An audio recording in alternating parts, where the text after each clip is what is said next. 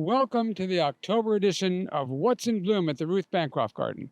We have a What's in Bloom sheet that we hand out every month to our visitors, highlighting some of the plants that are in bloom in that particular month. And so in our video, we usually go through some of the plants that are on that list, and we're going to do some of that today, but we're going to have some digressions too. I'm going to take a little liberties and show you some things that are not on the What's in Bloom list, just because they're in bloom, and I think they're worth pointing out.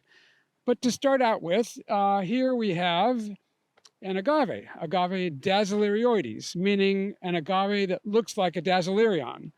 Really, it doesn't look so much like a dasylirion. They usually have very prominent teeth along the leaves. And this one, the teeth are so minute that you don't really see them unless you have a really close-up picture.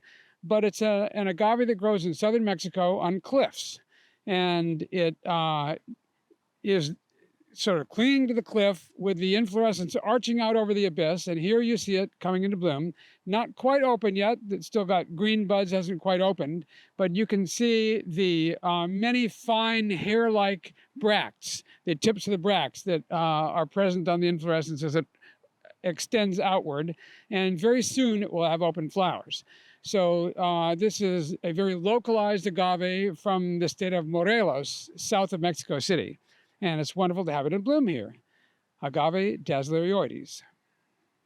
Sometimes I'll mention aloe, and people will go, oh yeah, aloe vera. So that was the only aloe.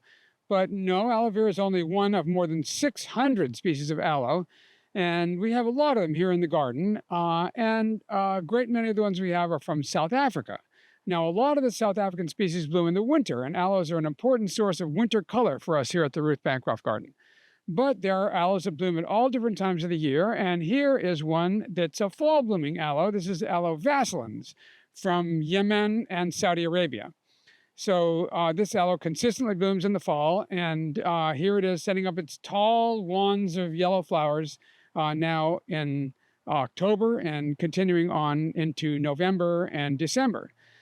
So this is an aloe you don't see all the time, but it really does well for us here at the Ruth Bancroft Garden. So some of the aloes that come from other parts of Africa besides South Africa have very little cold tolerance. And we weren't sure about these Arabian aloes, how they would do here, but some of them have proved to be very successful, including Aloe vacillans.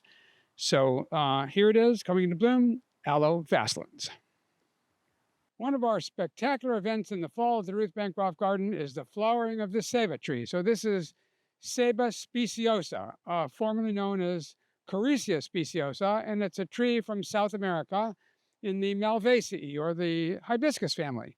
And it regularly flowers in the fall months with this profusion of huge pink flowers and makes a spectacular show. So it's doing that right now.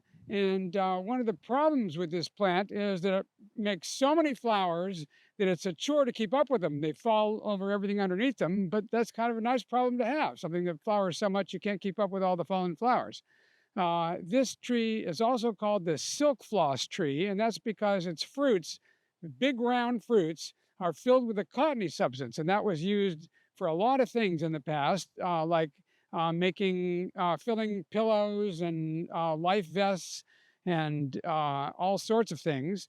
Not used so much for that anymore, but it is a spectacular plant for ornamental use with this amazing flowering in the fall, Ceiba speciosa. There are lots of plants here at the Bancroft Garden that do not ever make it onto What's in Bloom for one reason or another. So maybe like with some of the ice plants that they don't open until the afternoon, so all the morning visitors wouldn't get to see them. Or like with some of the cacti, that they have a blooming episode for a few days and it's spectacular, and then a long gap before the next blooming episode. So they're not in flower continuously for long enough to make it onto What's in Bloom.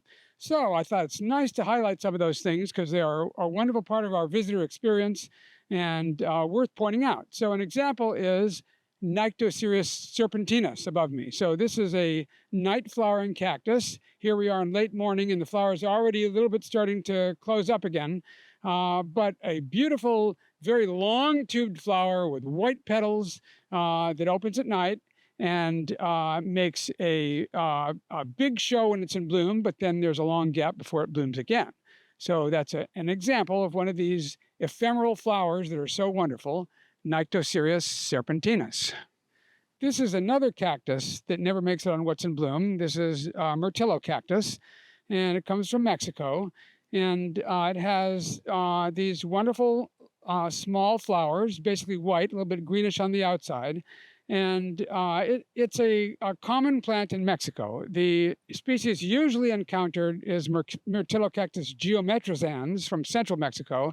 And this one is its close relative, Myrtillocactus cochal from Baja California. They look very, very similar flowers and similar fruits. The fruits are small, green at the beginning and then turning purple as they ripen, and they are delicious and called garambullo, and oftentimes served in restaurants in Mexico. Our plant only makes a flower or a few flowers, but never a lot of them, and it never makes it onto What's in Bloom. But they are wonderful and they're fragrant. When plants are in full bloom in Mexico, there might be hundreds of flowers and it perfumes the air. So they really are an amazing plant. And they have this wonderful branching structure where the branches come out and then jay upwards and make like a candelabrum. Myrtillocactus cochal from Baja California. We have a lot of agave species here at the Ruth Bancroft Garden, and many of them flower in the summertime. However, that's not true of all of them. We just saw agave dasylirioides blooming now in the fall, and this is another one that's blooming in the fall. This is agave isthmensis. So it's got little rosettes, very toothy leaves, and then a rather narrow inflorescence that comes up, little clusters of flowers. So unlike agave dasylirioides, where all the flowers are along the stalk, this one has floral branches with clusters of flowers at the end of the branches. So you can see that the lowest two branches now have open flowers, just beginning. And this is named agave isthmensis, referring to the Isthmus of Tehuantepec, which is the narrow waist of Mexico in between the bulk of Mexico and the Yucatan Peninsula. That's the narrowest part of Mexico and the shortest drive between the Pacific and Atlantic Ocean and the country of Mexico. So this comes from there, and it's a wonderful little dwarf plant, and it offsets. You can see those little babies. So when this one blooms and dies, then the offsets will take over and keep right on going. But it's not an agave you see every day, and a wonderful one, agave isthmensis. Another sign of fall here at the Bancroft Garden is the flowering of Ferocactus latispinus, and here it is with its purple flowers. It usually flowers in late September and October, November. So just getting going now.